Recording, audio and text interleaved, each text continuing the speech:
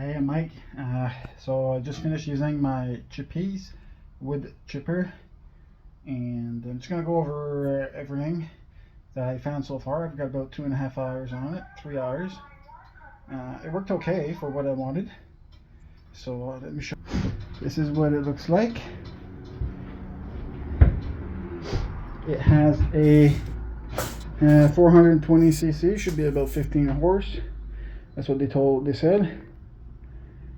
Engine, and it said it can take up to 5" of material, 5" in diameter, which I haven't had the opportunity to try it, and I'm having a hard.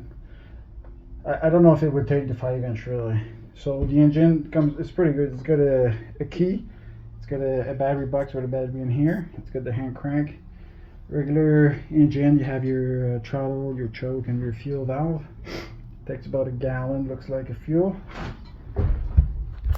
This is the chute for the material, and down here there's a switch. Oh, it got triggered actually, so today I couldn't start it, and I was wondering why. I thought the engine got flooded because I was moving it, and maybe it got off balance and whatnot. So I fucked around with the spark plug, and then I realized it was that switch right here that was triggered by accident, I guess. So it's kind of an odd position. Once in the video you'll see I actually hit it by accident. The engine stopped. I went and turned it quick enough that it restarted, but that's something to watch for.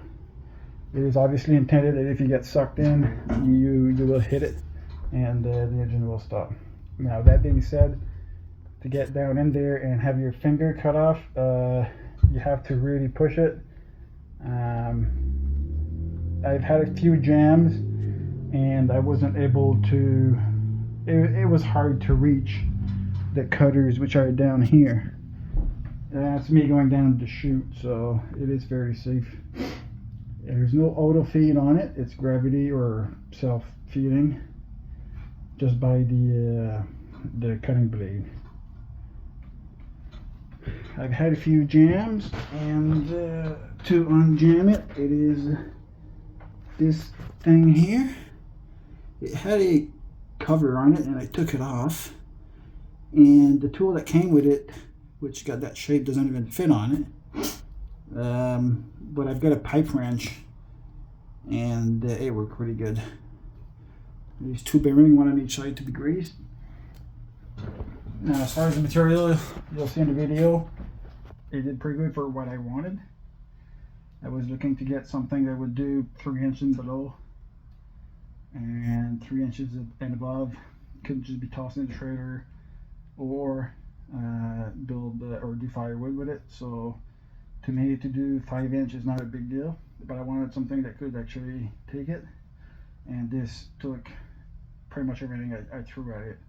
It did jam a few times when I was getting into 3", and a few times, you'll probably hear it, the engine bugs down and then it gets going again, but it was right on the edge of stalling again.